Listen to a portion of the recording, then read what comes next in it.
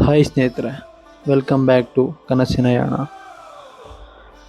ಇವತ್ತು ನಾನು ಹೇಳಕ್ಕೆ ಹೊರಟಿರೋದೇನೆಂದರೆ, ಒಂದು ಜೇಡ, ಒಂದು ಹಾವು, ಒಂದು ಆನೆ, ಈ ಮೂವರ ಸಾವಿನಿಂದಲೇ ಒಂದು ದೇವಸ್ಥಾನಕ್ಕೆ ಹೆಸರು ಬಂದಿದೆ ಅಂದರೆ ನೀವು ನಂಬ್ತೀರಾ?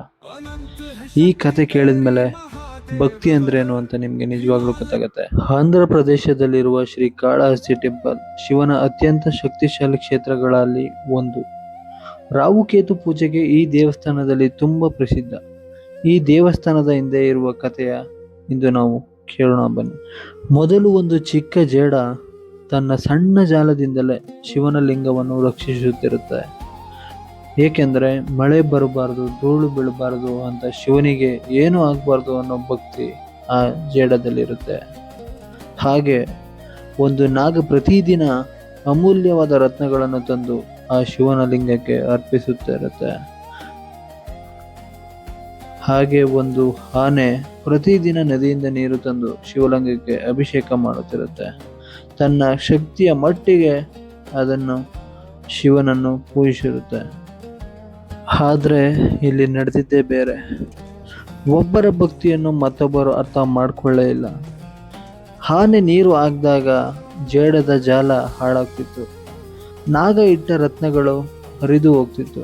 ಕೊನೆಗೆ ಇದೆಲ್ಲ ನೋಡಿದಂಥ ನಾಗನಿಗೆ ತುಂಬ ಕೋಪ ಬರುತ್ತೆ. ಆಗ ಆನೆಯ ಸೊಂಡಿನೊಳಗೆ ಹೋಗಿ ಆನೆಯ ಸೊಂಡಿಲಿಗೆ ತುಂಬ ಅಪಾರವಾಗಿ ಕಚ್ಚುತ್ತೆ.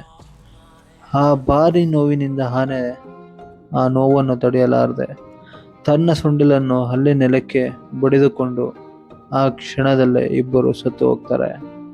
ಇನ್ನೊಂದು ಕಡೆ ಜೇಡ ತನ್ನ ಶಿವನನ್ನು ಕಾಪಾಡಲು ದೀಪದ ಜ್ವಾಲೆ ಒಳಗೆ ಹಾರಿ ಪ್ರಾಣತ್ಯಾಗ ಮಾಡುತ್ತೆ. ಈ ಮೂವರು ಜೀವಿಗಳ ಭಕ್ತಿಗೆ ಸಂತೋಷಪಟ್ಟ ಶಿವನು ಧರೆಗೆ ಇಳಿದು ಬರ್ತಾನೆ.